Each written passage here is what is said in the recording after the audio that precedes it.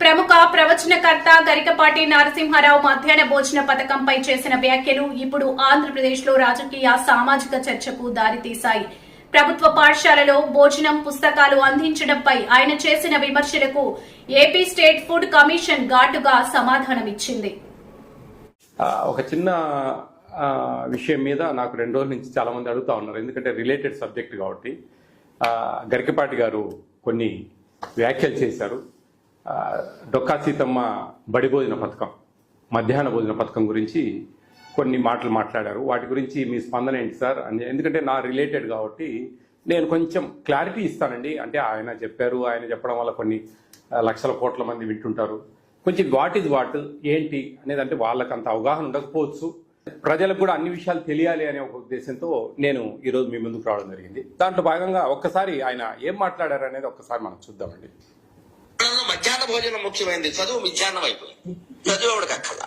భోజనంలో గుడ్డిట్టారా, గడిది గుడ్డిట్టారా, అన్నం తినేవాడు కొడుకుడు పెట్టడం ఏంటంటే బుద్ధి ఉందా లేదా, చదువుకోమని లేకపోతే వెళ్ళిపోమని చెప్పేవాడు. కొడుకుడు కోసం వస్తావు నువ్వు, ఈ గుడ్లు లెక్క రాయాలి మాస్టర్లు, వాళ్ళ కర్మ కాలిపోయి. చదువు చెప్పక్కర్లా. ఎన్ని గుడ్లు వెళ్ళాయి, ఎన్ని గుడ్లు మిగిలాయి, ఎన్ని గుడ్లు మధ్యలో పేలాయి, ఎన్ని గుడ్లు ఈ మాస్టర్ తినేసాడు. ఇంక వీడు చదువు ఎందుకు చెబుతాడండి? అసలు పిల్లలకు భోజనం పెట్టి ఏంటంటే వాళ్ళ భోజనాలు వాళ్ళు తెచ్చుకోవాలి, మానేమానండి. అంటే పిల్లలకు భోజనం పెట్టి పుస్తకాలు ఇచ్చి యూనిఫార్మ్ జిన్నిస్తే వాడు చదువుతాడా? శోభనం పెళ్లి కొడుకులో మంచమే కూర్చుంటాడు. ఎందుకు చదువుతాడు వాడు? విద్యార్థికి ఎన్ని సౌకర్యాలా అవసరమా? చదువు రావట్లేదు ఎవరికి, భోజనాలే వస్తున్నాయి. పైగా అందులో బల్లి పడింది, పిల్లి పడింది, పడదా? ఆ వండి పెట్టే వాళ్ళకి డబ్బులు ఉండవు. ఎక్కడి నుంచి ఇస్తారు? ఎంతమందికి ఇస్తారమ్మా? దార పోస్తారు ప్రభుత్వం వాళ్ళు. ఎక్కడి నుంచి ఉన్నాయి డబ్బులు? ఇక్కడ నీ డబ్బులు పెట్టి నువ్వు చదువుకో, నీ అన్నం నువ్వు తిను, నీ బట్టలు నువ్వు కట్టుకో, నీకు ఇష్టమైతే చదువు. ప్రభుత్వం పని ఏమిటంటే, ఉభయ తెలుగు రాష్ట్రాల పెద్దలందరూ వింటారు నా కెమెరా ద్వారా కాబట్టి చెబుతున్నా, ప్రభుత్వం కర్తవ్యం బాగా చదువు చెప్పడం తప్ప పుస్తకాలు ఇవ్వడం, బట్టలు కుట్టించడం, అన్నం పెట్టడం కాదండి. ఇది కొంచెం బాధాకరమైన విషయాలు. ఎందుకంటే ఈ మిడ్ డే మీల్స్ అనేది పేద పిల్లల హక్కు.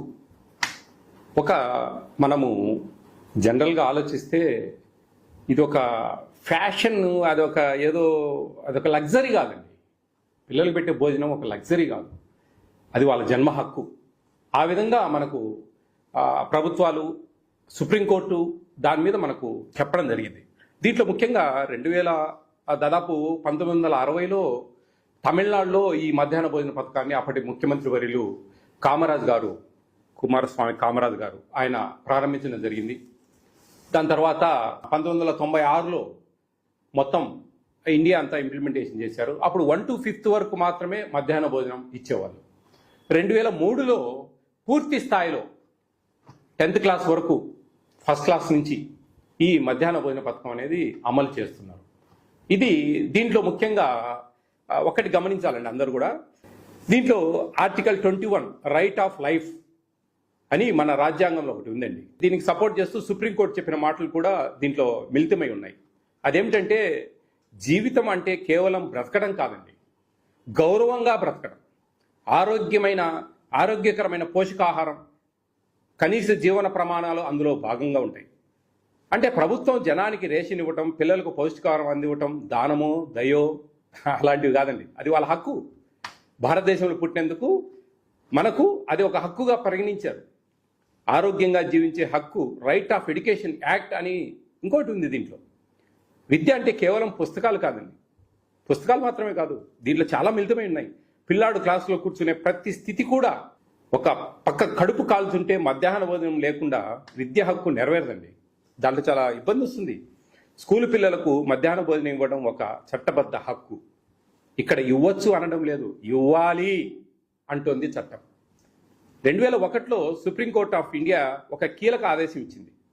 పిల్లలకు డ్రై రేషన్ కాదు, వండిన భోజనం ఇవ్వాలి. ఈ తీర్పుతో మిడ్ డే మీల్ స్కీమ్ దేశవ్యాప్తంగా ఒక బలమైన హక్కుగా మారింది. ఇదేదో రాజకీయ నిర్ణయం కాదండి, ఇది న్యాయ వ్యవస్థ బలపరిచిన హక్కు. అది గమనించాలి ప్రతి ఒక్కరు కూడా. అది కాకుండా ఇలా మాట్లాడడం అనేది కొంచెం ఆయన విఘ్నత, ఆయనకు పూర్తి స్థాయిలో తెలియకపోయి ఉండొచ్చు. ఇదే గుడ్లు పెడతా ఉన్నారు. గుడ్లు అనేది పౌష్టికాహారం అండి, పిల్లలు బాగా సంతోషంగా భోంచేసి రావాలనేది. దీంట్లో కొన్ని లెక్కలు ఉన్నాయండి. ఇది కేంద్ర రాష్ట్ర ప్రభుత్వాలు మిళితంగా ఇస్తున్న మధ్యాహ్న బడి భోజన పథకం, national food security act implementation అనేది ఒక కమిషన్ నియమించారు. మేము కూడా ఈ మధ్యాహ్న భోజనం గురించి అవేర్నెస్ చేస్తున్నాము, సక్రమంగా జరగాలి అనే దీంట్లో primary, upper primary, high school, junior colleges దాదాపు 43,701 ఇన్ని ఇన్స్టిట్యూషన్స్లో మనము మిడ్ డే మీల్స్ ఇస్తున్నాం. దాదాపు 31,42,706 మంది భోజనం చేస్తూ ఉన్నారు. దీంట్లో మనకు 60% షేర్ అనేది సెంట్రల్ గవర్నమెంట్ ఇస్తుంది. తర్వాత స్టేట్ గవర్నమెంట్ 40%గా దీన్ని అక్కడి నుంచి వస్తాయండి అన్నీ కూడా, దానికి సంబంధించిన డబ్బులు అవన్నీ కూడా. దీన్ని ఆ లెక్కలన్నీ మీకు చూపిస్తా ఉన్నా. దీంట్లో ముఖ్యంగా 1 to 5th లోపు పిల్లలకు ప్రభుత్వము ₹6.78 కర్రీ చేసినందుకు, 6th to ఇంటర్మీడియట్ పిల్లలకు ₹10.17 కేటాయించారు. దాంట్లో 60% సెంట్రల్ గవర్నమెంట్, 40% స్టేట్ గవర్నమెంట్ షేర్లో వస్తుంది. వంట వాళ్ళ జీతాలు అవి సెంట్రల్ గవర్నమెంట్, స్టేట్ గవర్నమెంట్ షేర్లో ఇస్తుంది. రైస్ ఉచితంగా వెళ్తాయి. ఎగ్స్, చిక్కీస్ ప్లస్ రాగి మాల్ట్కు సంబంధించి, రాగి మాల్ట్ అండి ఇది సత్యసాయి ట్రస్ట్ వాళ్ళు 50% వాళ్ళు, 50% స్టేట్ గవర్నమెంట్ పెట్టుకుంటా ఉంది. రాగి మాల్ట్ బెల్లానికి, జాగ్రీకి, ఇది గమనించాలి అందరూ కూడా. సత్యసాయి ట్రస్ట్ పుట్టపర్తికి సంబంధించిన వాళ్ళు దీన్ని పార్టిషన్గా మన ఏపీ స్టేట్లో గత ప్రభుత్వం నుంచి ఈ విధంగా ఏర్పాటు చేయడం జరిగింది. ఇది ఈ విధంగా ఉంటాయండి షేర్స్. ఆ విధంగా మనకు ఆ లెక్కాచారాలన్నీ ఉన్నాయి క్లియర్గా. ఇవన్నీ గమనించాలి అందరూ కూడా. ఏదో దానమో ధర్మమో భిక్షమో పెట్టట్లేదండి. ఈ భారతదేశంలో పుట్టినందుకు ఒక హక్కు. దీనివల్ల పిల్లలు మంచిగా స్కూల్కి రావాలి, మంచిగా చదువుకోవాలి. మధ్యాహ్నం అనేది ఇంటి దగ్గర ఆ తల్లి పొద్దున 8 కల్లా తయారు చేసి పంపించాలంటే అది మెత్తబడిపోతుంది మధ్యాహ్నానికి. తర్వాత అవి మెత్తబడిపోయిన తర్వాత ఆ చీమలు పట్టడము, లేదా కోతులు తెగపడము, వాటికి ఇదంతా ఇది పెట్టడం వల్ల ఆ తల్లికి కూడా భారం తగ్గుతుంది. మంచిగా పిల్లలను పొద్దున్నే తయారు చేసి పంపిస్తుంది. వీళ్ళకి మంచి డైలీ 5 ఎగ్స్, సాటర్డే ఒక స్వీట్ పొంగల్ ఇస్తారు. ఆ ఎగ్స్ తినడం వల్ల పిల్లలకు కొంచెం ఎదిగే పిల్లలండి, ఆరోగ్యంగా ఉండాలి. పేద పిల్లలండి, మనకేమి పేద పిల్లలకి ఇస్తున్న దాన్ని కూడా మనం